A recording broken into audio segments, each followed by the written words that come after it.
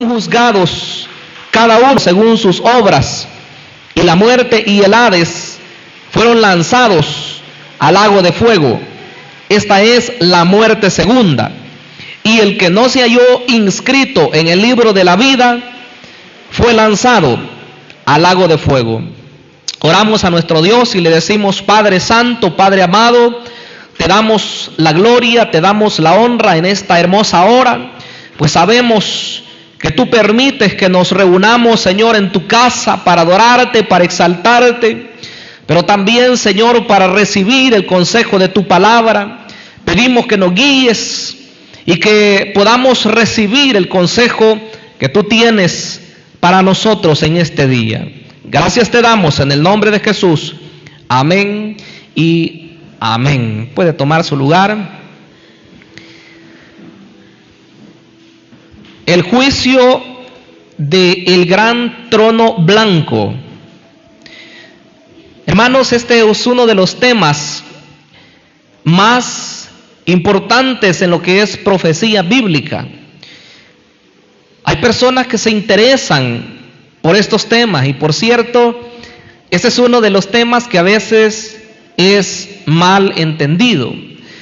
Esperamos en Dios que hoy podamos desarrollarlo de una buena manera y que sea el Espíritu Santo de Dios el que nos guíe, el que pueda estar trayendo esta palabra a cada uno de nosotros en esta oportunidad.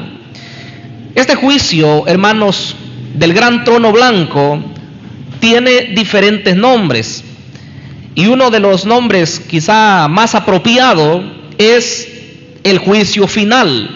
Así se le llama también a este juicio del gran trono blanco, el juicio final.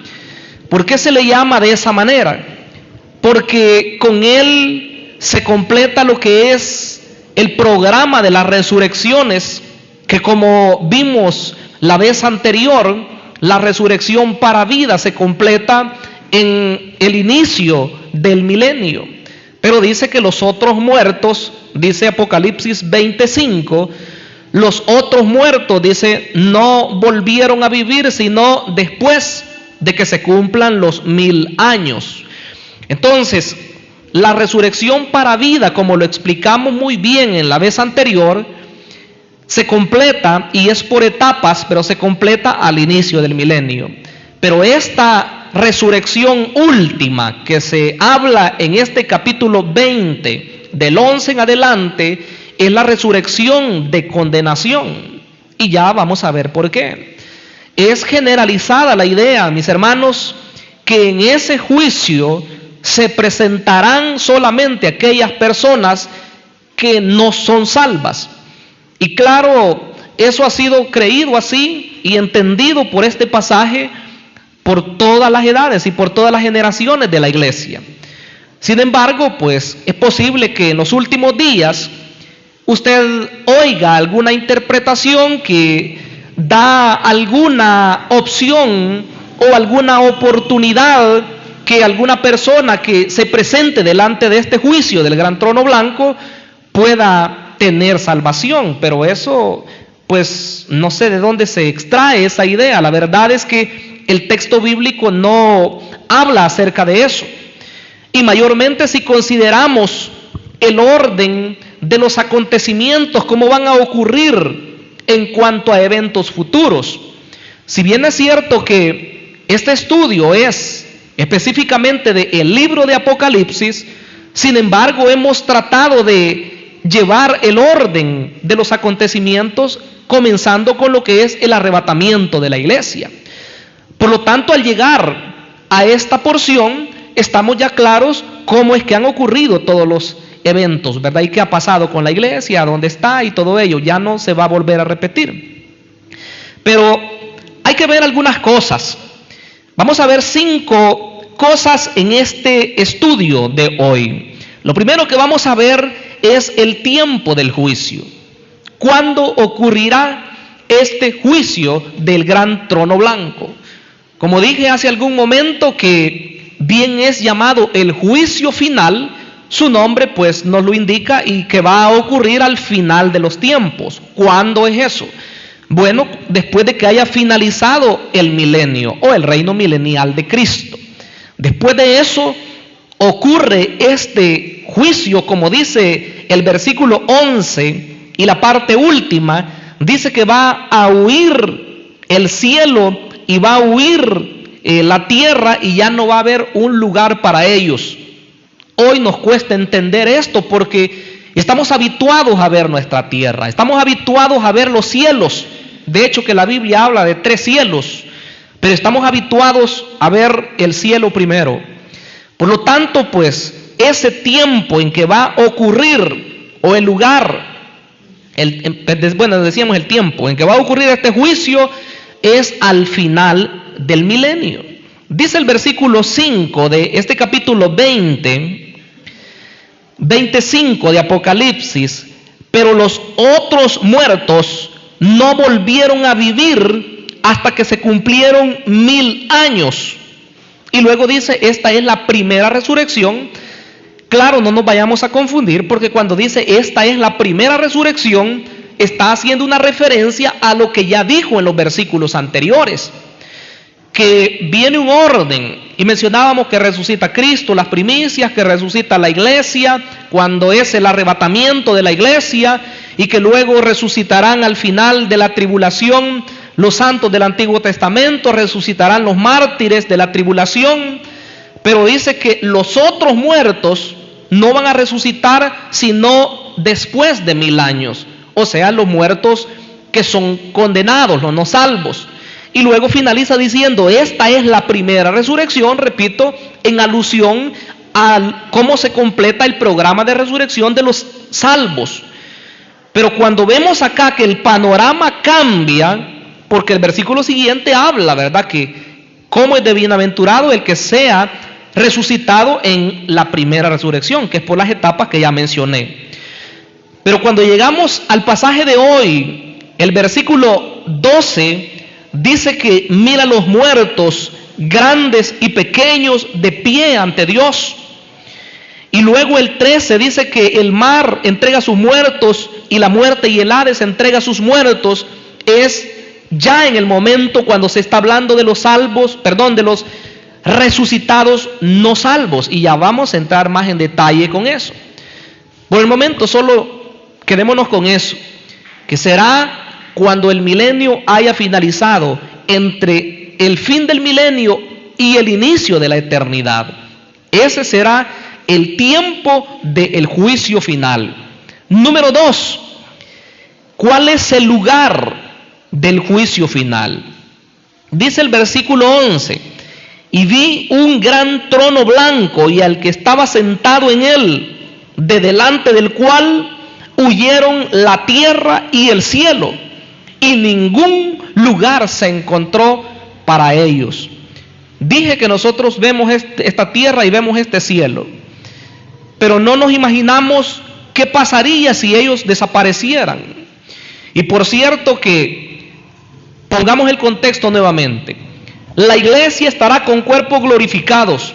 Usted no estará con un cuerpo de carne y hueso como el que tenemos hoy. Desde el tiempo del arrebatamiento, pues la iglesia es glorificada. Y dije que ocurre el tribunal de Cristo, luego ocurre las bodas del Cordero y finalmente al descender Cristo, al finalizar la tribulación, ahí viene la iglesia con él. Entonces la iglesia está ya con cuerpos glorificados y todos aquellos que hayan sido salvados también en ese mismo tiempo del milenio tendrán que tener ya también cuerpos glorificados. Ya no habrán personas de carne y hueso. Recuerde que estamos hablando ya en el momento próximo a entrar a la eternidad. Dije que cuesta un poco el llevar este orden.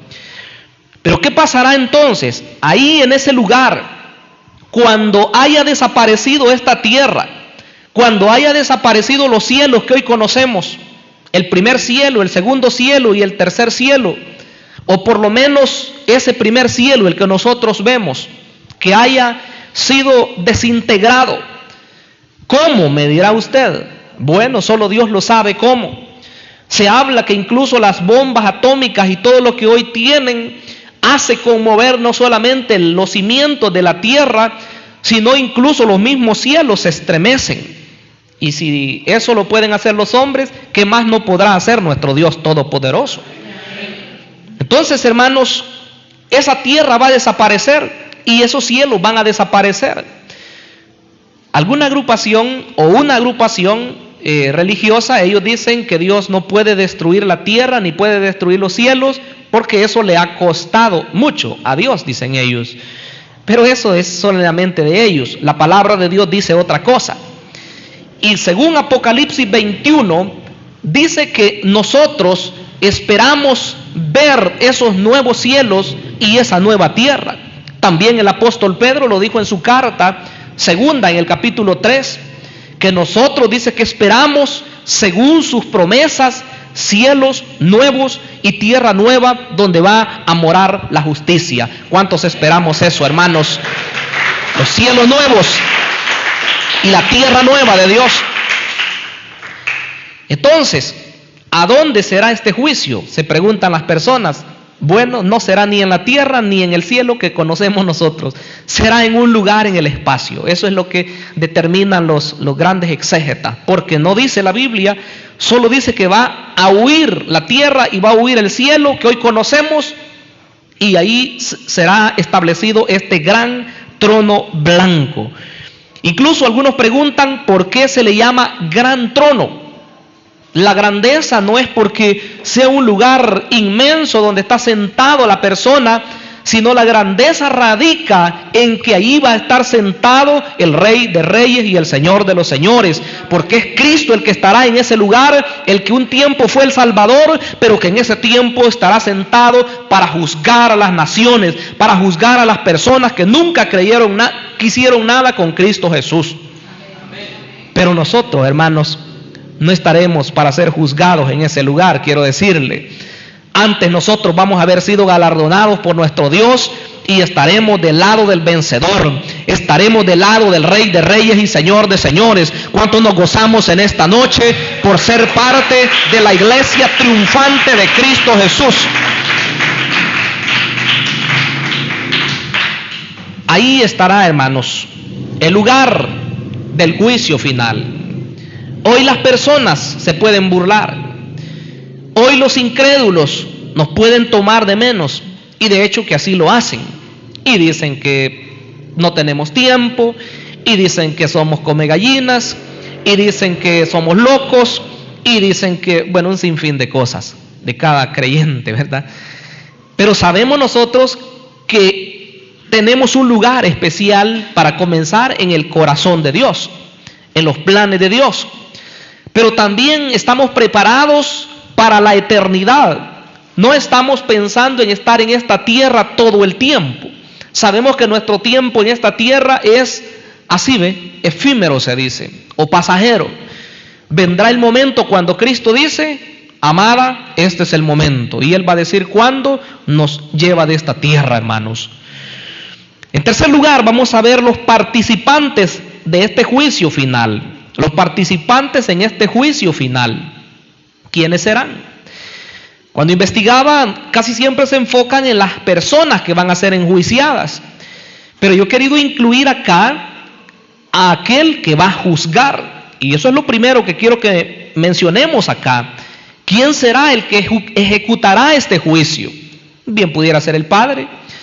Pero según el panorama general de la Escritura, tanto del Antiguo como del Nuevo Testamento, la persona que se va a sentar en ese gran trono blanco no es otro más que nuestro Cristo glorioso, el Cristo resucitado, el que es descrito en el capítulo 1 del Apocalipsis y que fue mencionado por Daniel el profeta, es el que se va a sentar en la silla del juicio, el Cristo glorioso. Quiero que veamos en el Evangelio de Juan, capítulo 5, versículo 22, Juan 5:22. Dice este hermoso pasaje: porque el Padre a nadie juzga, sino que todo el juicio dio al Hijo. Y el versículo 26, Porque como el Padre tiene vida en sí mismo, así también ha dado al Hijo el tener vida en sí mismo. 27. Y también le dio autoridad de hacer juicio por cuanto es el Hijo del Hombre. Oiga, le dio la autoridad de hacer juicio. Claro, Dios el Padre tiene toda la autoridad. Y son iguales, como hemos dicho en otras oportunidades, el Padre y el Hijo y el Espíritu Santo. Pero Él dice que le ha dado todo el juicio al Hijo. A tal grado que Él dijo en una oportunidad, cuando estaba acá en esta tierra, Él dijo que si alguno no recibía lo que Él decía o lo que Él venía a hacer a esta tierra, Él dijo, yo no le voy a hacer nada en este momento, yo no lo voy a juzgar. La palabra, dijo, que ha oído, esa lo juzgará en el día postrero. Entonces quiere decir que Él ha preparado todo el escenario y las personas tienen toda la facilidad como para poder creer en Cristo y poder ser salvas. No hay obstáculos. Solamente pide que la persona pueda poner su confianza en Él, que le pueda recibir como el Salvador de sus vidas y escapar de la condenación eterna. Y gracias a Dios, yo no me canso de decir que nosotros somos privilegiados de poder ser parte de un pueblo selecto, aunque hayan gente que lo rechazan y lo desprecian. Pero nosotros no somos de ese pueblo, hermanos. Nosotros somos de los que vamos hacia la patria celestial y no nos tenemos que cansar de darle alabanza y de darle gloria, porque hemos sido llamados por Él. El llamado se sigue haciendo. El llamado no ha cesado.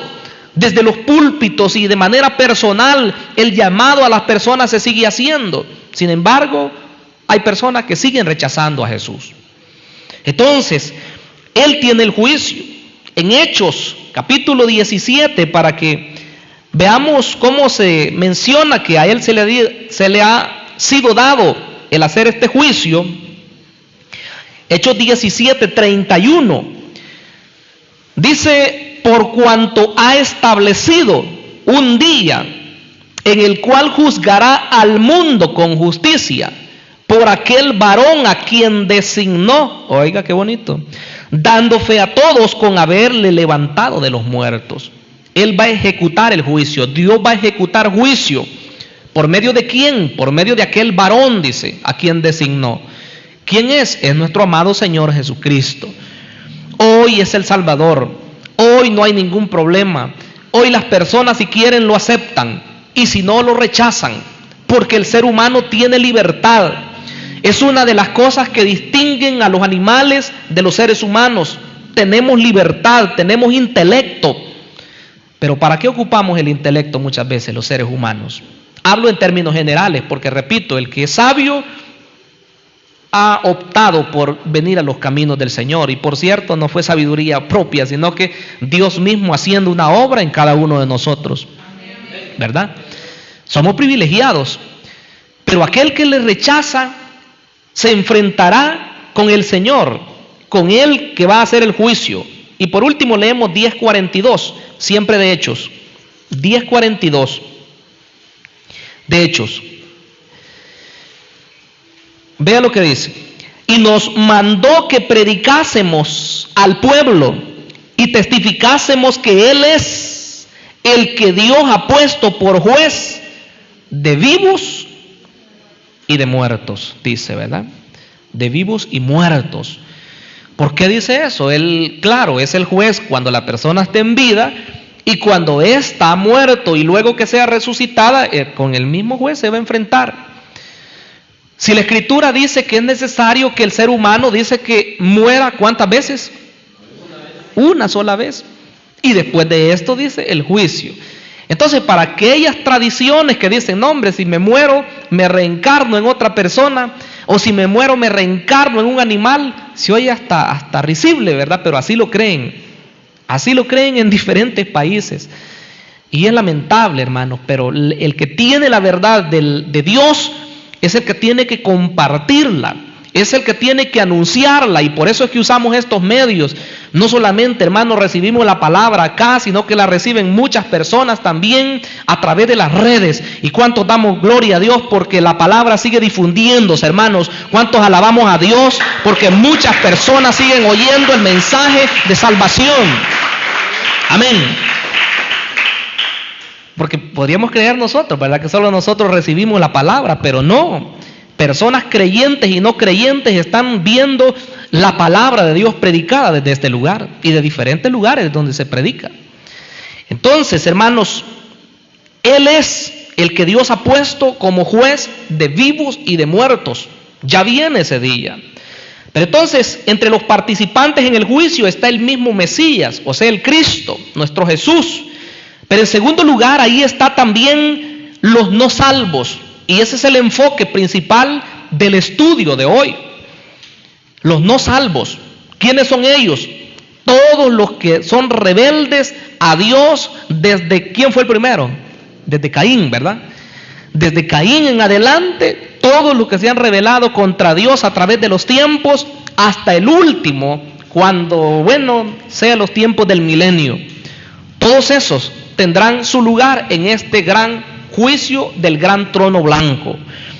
Los muertos, como dice el versículo número 12, dice: y vi a los muertos, Apocalipsis 20:12, y vi a los muertos, grandes y pequeños, de pie ante Dios, y los libros fueron abiertos, y otro libro fue abierto, el cual es el libro de la vida, y fueron juzgados los muertos por las cosas que estaban escritas en los libros según sus obras. Vio a los muertos Juan. Dice que los mira grandes y los mira pequeños y los mira de pie. ¿Sabe qué indica eso? Indica expectativa. Cuando una persona está sentadita, así como están ustedes, están tranquilos, a tal grado que uno, si se relaja mucho, se duerme también. ¿Sí o no? Sí, ¿verdad? Más hoy que está bien fresco. Posible. Pero cuando está parada la persona, no crea que yo aquí al frente me voy a dormir o me voy a relajar mucho. No, porque estoy parado y si no me caigo. Entonces las personas van a estar de pie ante el gran trono. Ahí el Señor sentado en su trono, y todas las personas se presentarán. Y no piense que se van a presentar en grupos. Se van a presentar de manera individual cada quien. Aquí se acabaron todas las excusas que cuando hoy se evangeliza a una persona y ellos dicen: no, pero mire, fulano de tal es cristiano y fíjese que hace esto y hace lo otro. A veces damos la pauta, quiero decirles, no nos escudemos.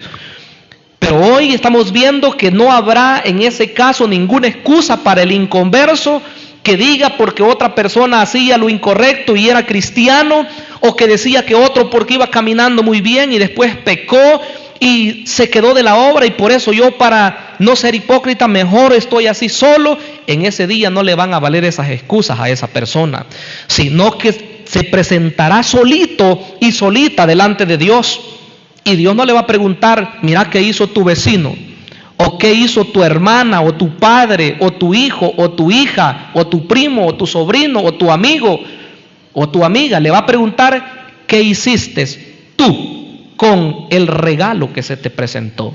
¿Y quién es ese regalo? Es el Señor Jesucristo. Amén. La salvación nadie la ha comprado y nadie la ha ganado. Cuando usted oiga que alguien dice que está ganando su salvación, está equivocado. Todavía tiene que recibir a Jesús en su corazón, porque la salvación es un regalo de Dios y nosotros lo tenemos por gracia. Lo hemos recibido solamente porque hemos creído que ese sacrificio allá en la cruz es valedero para perdonar todos nuestros pecados y los de aquellos que todavía no han creído en Jesús. Así que si alguien todavía no ha creído en Jesús acá o que nos mira, le hacemos un llamado para que reflexione antes que sea demasiado tarde. Porque cuando sea ese día del juicio final, ahí ya no habrá oportunidad. Dice acá que los libros se van a abrir. Esas personas grandes y pequeñas no se refiere a de estatura o pequeñitos, sino que se refiere a gente importante, a gente que hoy se considera que es intocable, gobernadores, presidentes, reyes o príncipes o duques, como se llamen, los títulos que tengan, gente que tiene maestrías, gente que se cree que son los sabios de este mundo y que menosprecian a los demás. Es que ellos son ignorantes, dicen. Por eso es que creen en ese Jesús, en alguien que dicen que vivió allá en Palestina en el siglo I, pero eso es una historia, eso es algo que se ha inventado y ha venido de generación en generación y destruyen muchas veces la fe de muchas personas. Eso se van a enfrentar en ese juicio del día final. Todos los ateos, todas las personas que no creen en Jesús, e incluso quiero decirles que hasta los ateos, cuando hay una dificultad, mencionan el nombre de Dios. Porque hay una negación, no es que no crean literalmente, sino que hay una negación. Y yo descubrí hace tiempos, estudiando esto del ateísmo, que lo que pasa con ellos no es que ellos no quieran reconocer que hay un Dios que gobierna el universo, sino que ellos lo niegan porque no quieren tener a nadie a quien rendirle cuentas. Y aunque quieran o no quieran, sea en esta tierra o sea en la otra vida, tendrán ellos que presentarse después de la resurrección de los muertos delante del juez de toda la tierra, y ahí ya no habrá excusa. Así que hoy es el tiempo especial para aquellos que todavía no han creído en Jesús. Hoy es el llamado especial para que puedan venir a sus pies arrepentidos y gozarse con esta iglesia que hoy alaba y exalta el nombre de Dios. Poderoso es el nombre de Jesús, que nos ha salvado de la condenación eterna. Así es. Ahí estarán todos esos, grandes y pequeños. Dice que se van a abrir los libros. No menciona el número de libros. Algunas personas han hecho estudios y dicen que son 5 libros. Pero ¿para qué complicarnos? Aquí el que se menciona es el libro de las obras y el libro de la vida, que son 2 mencionados claramente. El libro de las obras se refiere por el hecho de que toda persona que no recibe a Jesús como su Salvador, esas obras, y por cierto, malas obras, permanecen en él. Pero aquel que ha sido, hermanos, salvo por la gracia de Dios, que ha creído en Jesús, pero creer de verdad, no como decían algunas personas que se les evangelizaba hace algunos días, decían ellos: no, si yo creo en Dios. ¿Y por qué me dice usted que no creo en Dios? ¿Y cree usted que solo por ir a esa iglesia yo voy a ser salvo? Si yo estoy hasta mejor que los que van ahí. Y fíjense que algunos hacen esto y otros hacen esto. Y comenzó a sacar una lista, miren, la persona y estas personas. Y ellos piensan que con esa supuesta sabiduría o conocimiento bíblico, por eso ellos son salvos. Pero cuando se les pregunta directamente: ¿y usted ya recibió a Jesús como su Salvador personal? No, dijo. Y ahí, mire, ya se viene un poco más abajo. Porque sabe que si no recibe a Jesús como su Salvador, el día que se presente delante de Dios será un juicio condenatorio. No irá a la presencia de Dios, sino que será excluido, como vamos a ver ya cuál es el resultado final. Van a ser abiertos los libros en ese tiempo. Pero dice la parte final del versículo 13, dice: y fueron juzgados cada uno según sus obras. Y aquí quiero yo pasar a la parte número 4 de este mensaje. La base del juicio. La base del juicio. O sea, cuando a usted le van a imputar algo, usted tiene que saber qué es. Y usted dice: no, pero yo soy libre, yo no he hecho nada. Y en ese momento las personas tendrán que hacerse cargo de lo que ellos hicieron o dejaron de hacer. A cualquier persona la pueden engañar. Y a nosotros posiblemente alguien llegue a las iglesias y cuando uno le pregunta: ¿quiere usted aceptar a Jesús como su Salvador? No, si yo ya lo recibí. Y uno, como uno no sabe, entonces, bueno, gracias a Dios, ¿verdad? Gloria a Dios, dice uno. Y puede estar la persona y puede perseverar y de repente vino el rapto de la iglesia. Pero ¿y esa persona cree usted que a Dios lo va a engañar? A Dios no. A nosotros nos engaña y bien galán, ¿verdad? Pero a Dios no. Entonces lo mismo en ese juicio, ahí estarán y ahí no habrá excusa. Ahí no le va a decir: miren, no, es que yo lo acepté, fíjese, en tal fecha. O yo perseveré tantos meses o tantos años en la iglesia, No mencionemos esta de aquí. En tal iglesia, en otro lugar, ¿verdad? Feo sería eso, hermanos, que uno estuvo un tiempo haciendo ahí, quizás inventando o mintiendo, y de repente se presenta delante de Dios y le dice, condenado. Sería triste, ¿verdad? La base del juicio es las obras del creyente. Dice que se van a abrir esos libros, dice el 12, y fueron juzgados, dice la parte final, los muertos por las cosas que estaban escritas en los libros según sus obras. Y ahí más arriba decía que se abrió el libro de la vida, el libro de la vida. Aquí es donde se preguntan muchos y dicen, ¿cómo es que si los que están presentándose delante de Dios en ese momento son los condenados? Pero entonces, ¿por qué se abre el libro de la vida? Supongamos que este es el de las obras, y aquí bien, ¿verdad? Fulano de tal, y comienzan a ver todo lo mal que hizo, todos los pecados que hizo. Dije que son los que no se han entregado a Cristo. Todo lo malo que hizo. Uy, sería horrible esa lista, porque esos pecados no le han sido borrados. Pero luego dice, veamos el libro de la vida entonces aquí, a ver si está. ¿Y cómo va a estar si nunca quiso aceptar a Jesús como su Salvador? Y por eso es que hoy se hace el llamado y se le dice a la persona, recíbala en su corazón. Hoy es el día aceptable. Y la persona dice, mañana. Así como dijo el faraón, ¿verdad? Cuando le iban a enviar una plaga de ranas. ¿Cuándo quieres que interceda? Le dijo Moisés por ti. Mañana, le dijo. Cuando debería de ser hoy. Si un amigo o amiga oye este mensaje en esta oportunidad, hoy debe de arrepentirse y pedirle perdón a Dios y pedirle que le borre todos sus pecados, para que en el día del juicio final ni siquiera se va a presentar ahí, sino que se presentará en el tribunal de Cristo, que es un juicio diferente, que ya lo estudiamos, ¿verdad? Entonces, las obras serán la base de ese juicio, porque las personas no habrán sido perdonadas. Se van a abrir esos libros, y el libro de la vida solamente se abrirá para hacer constar que esa persona no aparece en ese libro. Y eso será lo más triste, eso será lo más terrible, porque aquí viene la parte última. Veamos entonces esas personas que se van a levantar. ¿Cuál es el resultado del juicio final? ¿Cuál es el resultado? Esa es la parte número 5 de este estudio. El resultado del juicio final. No hay escapatoria. Dice que grandes y pequeños personas van a estar de pie delante de Dios.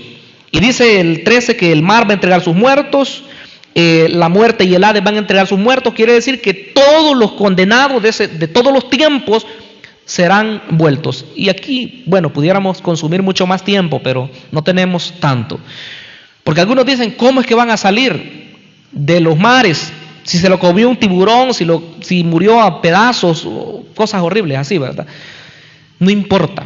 Para Dios no hay nada que sea difícil. Como sea, el cuerpo desintegrado de miles de años volverá a la vida y se presentarán delante de Dios.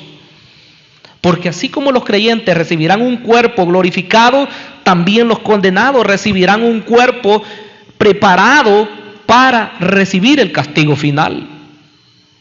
Entonces se presentarán ahí, todos ellos, la muerte y el Hades, o sea, no solo los cuerpos, sino todo, ¿verdad? Lo que es la parte como un todo de la persona. Veamos el resultado entonces. El versículo 14 dice que la muerte y el Hades finalmente van a ser enjuiciadas. La muerte y el Hades fueron lanzados en el lago de fuego. Esta es la muerte segunda. La muerte primera viene desde los tiempos de Adán, desde cuando pecó la primera pareja, muerte espiritual. Y eso produjo como consecuencia la muerte física. Pero eso no es lo más trágico. Por eso se le dice a las personas que se muera no es el mayor problema, sino que se muera sin Cristo. Si puso su fe en Cristo, si recibió a Jesús como su Salvador y le sigue hasta el final de sus días, entonces sí tiene ganancia. Porque la muerte segunda no tendrá potestad sobre él, como decíamos anteriormente. Pero vea que la muerte y el Hades, ellos sí, ¿verdad? Van a ser arrojados al lago de fuego. De aquí se ve que ellos son también agentes.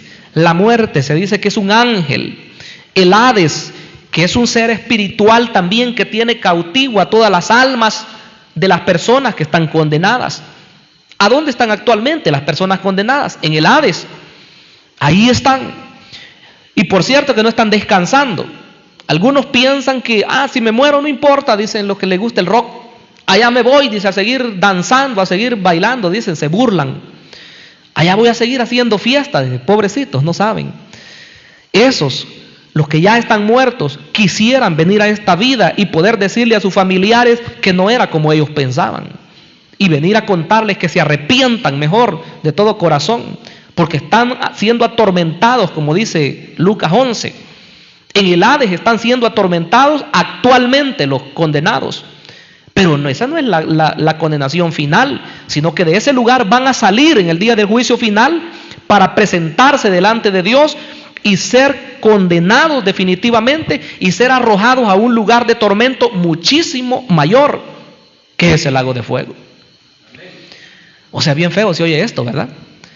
Como que lo pone a uno en qué pensar.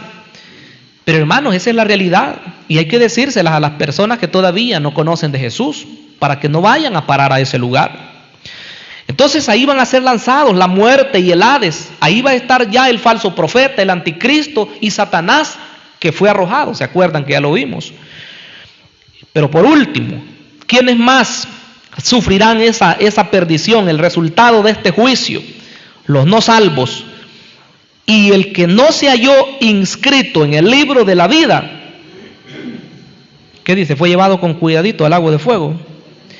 Fue lanzado al lago de fuego. ¿Qué idea nos da eso de lanzado? No es con cuidado, ¿verdad?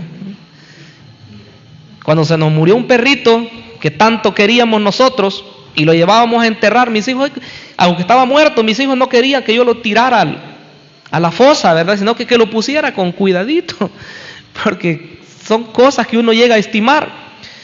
Y aquí dice que esos muertos, y no, esos no van a estar así muertos literalmente, como nosotros nos podemos imaginar en ese momento, sino que van a haber sido resucitados para presentarse delante de Dios. Y dice muertos porque están muertos espiritualmente. Espero darme a entender, espero no haber hecho un trabalenguas, ¿verdad? Van a haber sido resucitados y se les llama muertos porque están excluidos de la presencia de Dios de manera permanente.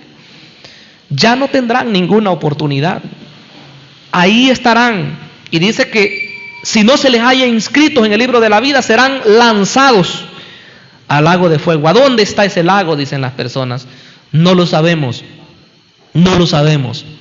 Dije que ya va a haber desaparecido la tierra y el cielo que hoy conocemos, y el juicio del trono blanco se realizará en un lugar en el espacio, pero ¿a dónde está el lago de fuego? No lo podemos decir. Solo Dios lo sabe. Pero que esa condenación es verdadera porque la Biblia lo dice. Y si la Biblia lo dice, yo lo creo. Y hay que guardarnos. Y hay que pedirle a Dios. Porque estar en la obra del Señor no es un juego. Sabemos que es algo serio. Y que es de pedirle al Señor su fortaleza, que nos ayude a seguir caminando. ¿Cuántos años? Bueno, todos los días que Él nos preste vida. Todos los años que Él nos preste vida. Y que sea el arrebatamiento de su iglesia, o que sea el día que nos llegue el final a nosotros, porque nos toca morir físicamente, que sea perseverando en Cristo Jesús. ¿Cuántos decimos amén? ¿Cuántos nos gozamos y damos alabanza al Rey de los Reyes y al Señor de los Señores? Maravilloso. Si alguien quisiera recibir a Jesús en esta oportunidad, es un buen momento. Sé que he predicado un mensaje que llama a la conversión, que llama a la reflexión. Podríamos admirarnos, pero no importa, que nos asombremos acá, que viéramos que una persona no ha aceptado a Jesús todavía. Fuera más asombro que apareciera en el día del juicio final, en el juicio del gran trono blanco. Que no se levante en el día de la resurrección de los muertos. Eso sí sería terrible. Así que si alguien hoy quisiera aceptar a Jesús, yo le hago el llamado. Sea hombre o sea mujer, sea joven o jovencita, sea niño o niña, no importa. Si quiere aceptar a Jesús hoy, hoy oramos por usted. O si quisiera reconciliarse con Cristo, de igual manera, ¿verdad? Podemos orar por usted. Es un tiempo especial para poder rendirnos a los pies de Jesús. Quiero que oremos. Incline su rostro y digámosle: Padre lindo, Padre amado, te damos la gloria, te damos la honra, pues sabemos que tú nos permites todavía el poder alabarte, exaltarte.